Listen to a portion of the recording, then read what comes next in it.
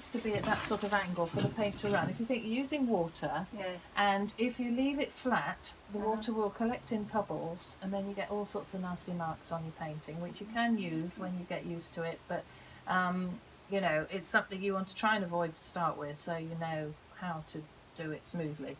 Right. So, yes, now we start mixing. So, Put away the brushes. what I suggest you do is do yourself a colour chart so you know what colours you got. Start off with your lemon yellow, because you need to get to know your colours as well. Okay. Which is your lemon yellow. You can tell by looking at it exactly. That one. It even looks like a lemon, doesn't it? It does. Yeah. It's shaped like a lemon. It is, I know, very good. So get some of that, plenty of water on your brush, and lots of mixing.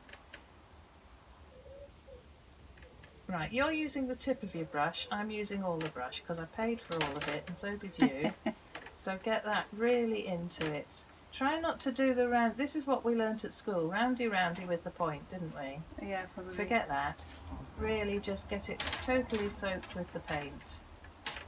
Right, if you look at my puddle compared with yours, see the difference? You've got much more water. I don't know how much I'm supposed to be putting in. Well, Because you've got lots there and I've only got a little bit. yeah. Am I supposed to be taking it all out and putting it in? No, that'll do. Just set that, but with lots of water, more water. I'm going to make that very yellow. Not if you just dip it in. Ideally, you could have 2 things of water. I might get another one so you can wash your brush in one and use the other one to collect. Right, that's it. Don't go over it. That is one thing I have to try and stop everyone doing. They're used to painting walls, or you go backwards and forwards over it. With watercolour, you don't want to go over it. You make one mark. If you want, this is all going from colour to watercolour technique. If you want some more, you get some more paint, do another one like that. When you got your paint, you did that. You need it in the whole brush, not in the tip. You did that. Get it in the whole brush. That's it. Fill it up. And then another one underneath. Yeah, but touch the one you've already done, and then do another one. This is learning how to do a flat wash. See how I get the paint in the brush. You see you're getting a bead of water at the bottom of your paint because that's you've got your paper at an angle. That's it. This is just a very basic technique, but if you can get a flat wash, that is one of the goals in watercolour. If you can do that, you can do anything.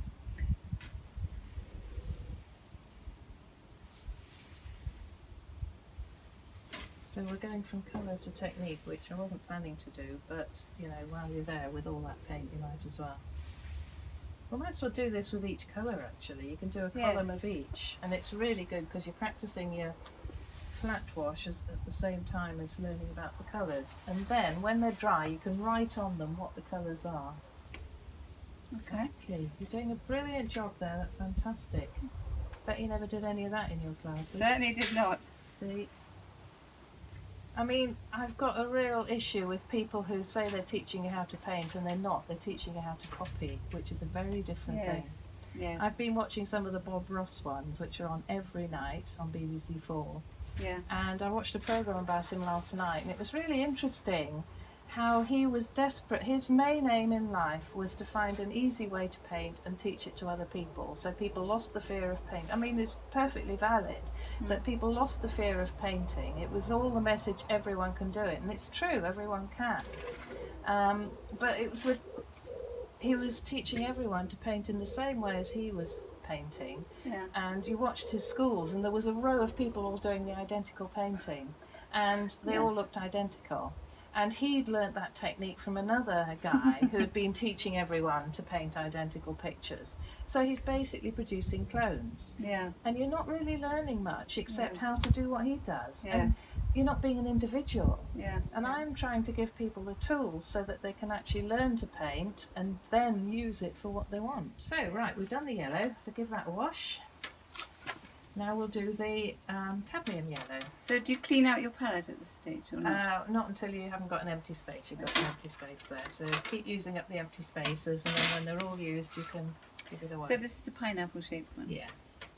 Yeah, that's the pineapple. So give yourself a nice wash of that. It's a gorgeous colour, isn't it? It's quite orange, isn't it? Yeah. That is worth noting because when you want to mix an orange, you'll use that colour. Mm. When you want to mix a green, you won't use that colour because it's too orange.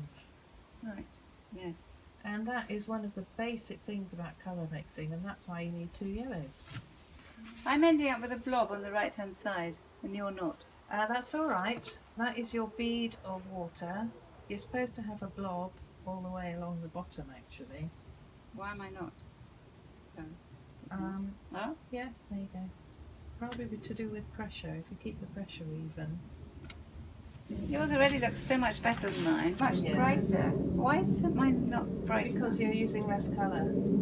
I put loads of water into it. Yeah, but you need loads. So if you still have your bead of water at the bottom, what you need to do is pick it up, because otherwise, as the top bit's drying, you're a scientist, you'll know about osmosis. Oh yes. It will start to go up into the drying bit and you'll end up with a hard line. So what I do is wash the brush, squeeze it out, and just touch the bottom, and it acts as a blotter. Just touch into the puddle of paint. See?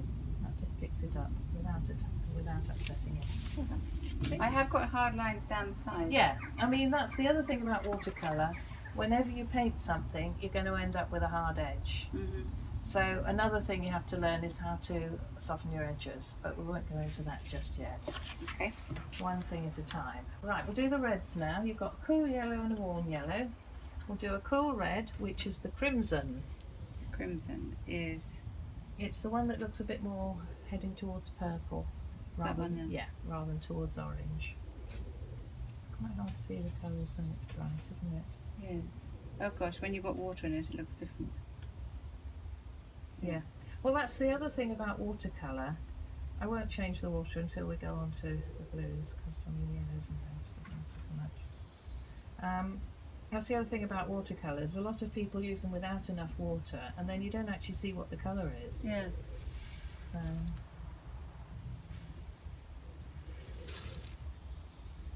This is such fun, isn't it? Yes. And doing something like this, it takes all the pressure off, doesn't it? Whereas when you're trying to paint a picture, you could probably do with a little bit more water on your brush. It's quite watery already. Well, maybe you're just not picking it up enough. Just looking quite dry. It is in the sun, so it will dry more quickly. Yeah, that's better. That's better. And if it's not bright enough, just add more colour as well. Yeah. I'd recommend whatever you're painting that you have a scrap of paper, sort of scrap paper or whatever, that you can test your colours on, test the amount of water before you actually put it on the painting. Yeah. So just look and see what I'm doing. I'm holding it on the top, doing that, backwards and forwards. I mean, all these things become second nature after a while and you don't even think about it. So like that? No. Yeah, I think so, yeah. You look quite awkward. It feels very awkward. Try standing up. Oops. It feels like I'm painting a wall, not painting a picture. Because you're not sitting down. No, holding it this way.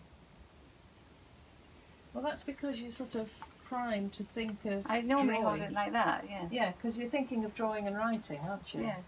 But painting isn't drawing and writing. So you don't hold it like that even when you're... No. Really? No. Oh, Why, gosh. why would I?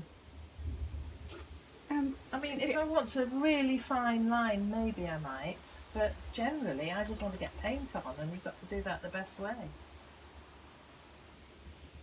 You're missing bits. You But it's need a looking bit more good. paint. It's looking good.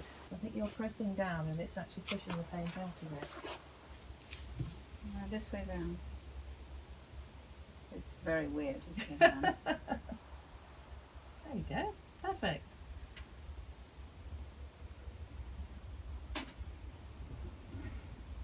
When you've done this, if you want to use the other side of the paper, you can do when they've dried. But I would actually keep them as a reference, and you can Yes. stick them on your wall. I did a test of my gouache paints recently, because I haven't really used those. And I did a whole chart which I've now got stuck on my wall, and it's actually really nice to look at because it shows me what colours I've got and what they look like and how strong they are and everything. I do like this idea, I must say, because I can never find the things. No. I mean, before I did the art degree, I muddled along like everyone does, and I really wanted to do watercolours, and they were all really muddy, and they were all really pale, and they were just horrible. And I didn't know why, and it's because I had no idea of how colour worked.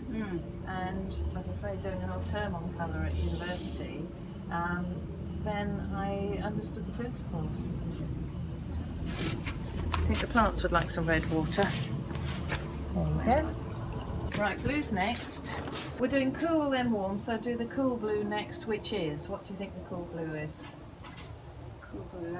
The way I explain the warm and cool, it's a difficult concept, but I think of warm as approaching the warmer colours like oranges and reds, and blue as approaching the cooler colours like greens. If you think of fire and sea, fire is orange and sea is blue.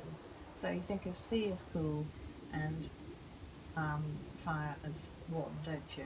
Well, this is a more purpley colour. Yes, which is going towards, is that going towards blue and green or towards orange and red?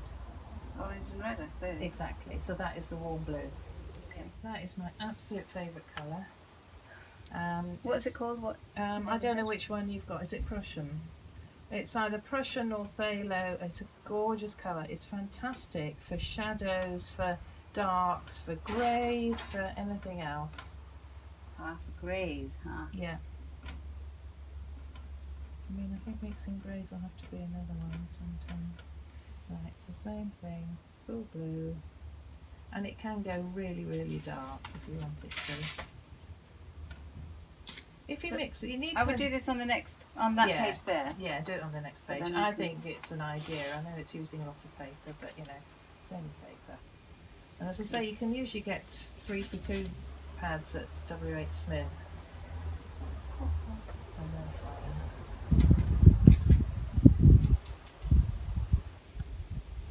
It is drying quickly because it's warm and it's breezy.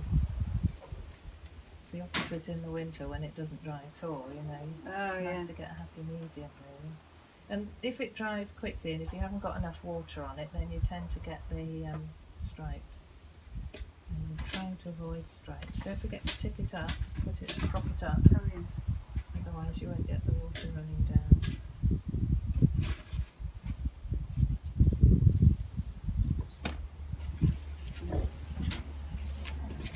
People think it's not worth getting decent materials or decent paints because I'm not good enough. But then part of the reason you're not good enough is because you're not using decent materials, you know.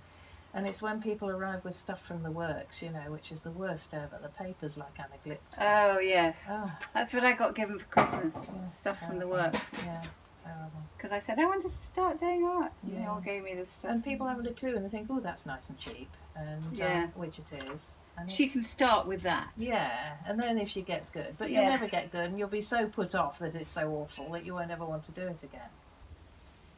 Now yours is much darker than mine. Well, I'm using a different colour, but you also could have done with more paint in that. But that's all right. I mean, if it shows you what happens if you get light wash, and if you're doing the sky, that would be pretty good, wouldn't it?